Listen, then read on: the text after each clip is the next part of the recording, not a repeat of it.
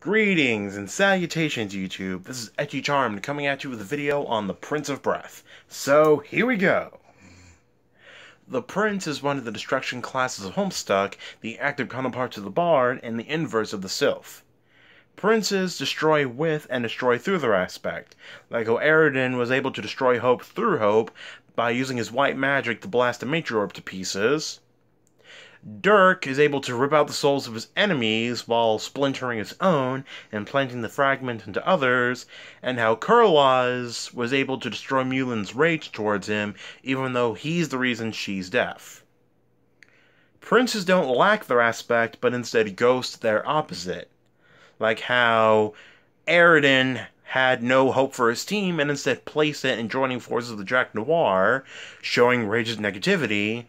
Dirk seems completely logical, even though he has passion to drive in his plans, and Kurlaz is a pretty chill dude, I guess.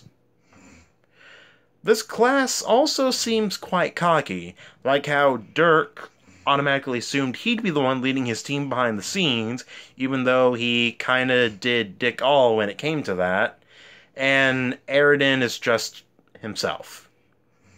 Oh, and just because you're a destroyer doesn't necessarily mean you're outright evil. Now, onto the aspect of breath. Breath is the inverse of blood and has to do with the wind, direction, motion, flexibility, movement, guidance, freedom, and independence. Breath players seem to be surrounded by advice and guidance. Like how John, the heir of breath, is surrounded by those that can give him advice, like his consorts, his friends, and Vriska, while Tavros, the page of breath, was also advised by Vriska during their, while playing Sagrub. Breath players also have to deal with being not too airy or apathetic, having just enough freedom to do what you want, while having enough blood to stay grounded and maintain the bonds that you have. Breath players generally tend to whisk around others in what they do. They also seem to have the potential to be good leaders and motivators, albeit unknowingly. Now onto the Prince of Breath himself. The Prince of Breath would ghost blood by being a focused and driven leader. What matters, though, is whether he's a benevolent or malevolent one. If an ideal Prince of Breath would be kind of like John, but a more strict version of him. He would keep the reins on his teammates loose while giving them orders to follow, believing them to be competent. The Prince of Breath would be a free spirit chasing after a goal that their allies would assist them with. However, a more bad one would possibly weigh them down with tasks and responsibilities and rules to follow, or else. They might also technically destroy their team by giving them too much freedom when they need more strict guidance.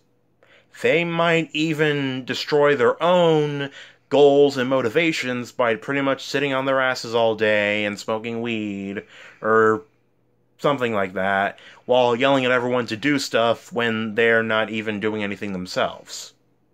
And also, in general, they might just be a bit too strict, which could also destroy their teammates. Now onto their powers. The Prince of Breath would be a devastating force of might from close or long range, using powerful winds that could destroy houses with a single blast, or they would be able to tear the flesh from one's body. Even their punches would be able to create powerful tornadoes that could destroy the oxygen in one's body, like Hauser's from the Seven Deadly Sins.